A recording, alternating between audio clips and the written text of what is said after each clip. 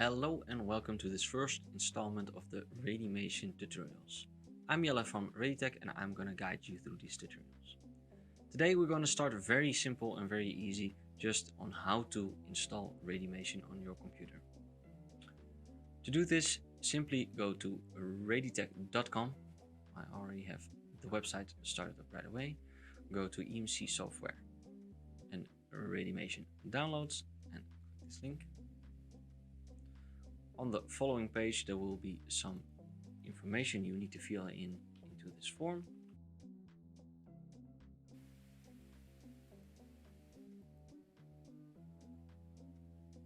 After you fill this form in correctly, there will be a code sent to your email address which you have to fill in here. If you do not receive this code right away, also always check your spam box because maybe it is in there.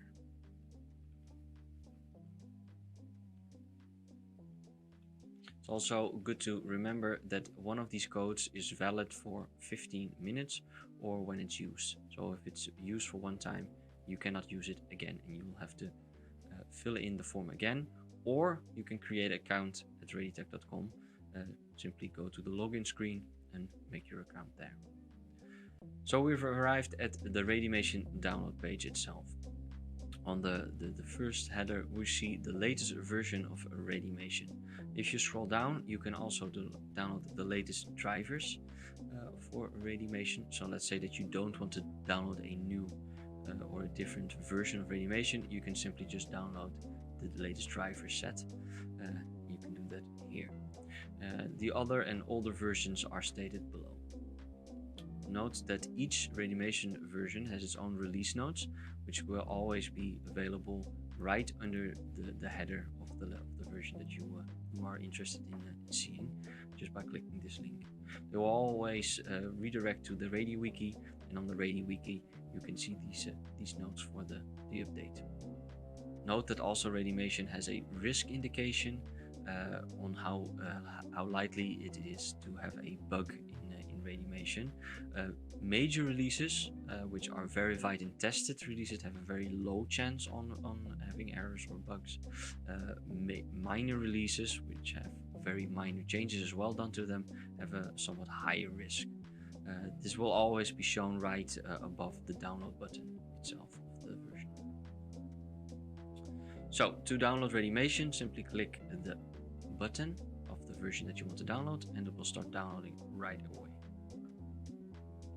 After the download is completed, select the file and RadiMation installer will show up. We'll minimize the screen and wait for RadiMation to pop up again. Here we have the setup wizard itself. To install it, simply clicks next, accept the agreements, select a folder or directory where you want to have RadiMation installed. We recommend just to leave it the default server or the default directory. We also always recommend that you download the latest drivers, which will then be included in this version as well. Then we'll show a short overview and just select install. Then RadiMation will install in a few seconds, and afterwards we can open RadiMation.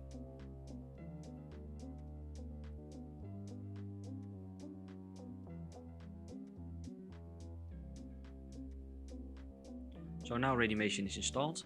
If you want to open it right away, just leave this box ticked and then press finish and RadiMation will open straight away. RadiMation is now opened. Note that I am using RadiMation free, which means that I'm using the freeware or the free version of RadiMation. In this version I can configure drivers. I can also read out active measurements of, let's say, power meters and electric field probes. I can even do this for multiple devices. The only thing I'm limited in with the freeware is to perform real EMC tests. And for this you need to purchase a RadiMation USB key to gain access to this extra functions. You can also configure more, but we'll discuss this in a later tutorial about the configuration types. Thank you for following this first RadiMation tutorial, and I hope to see you in the next one.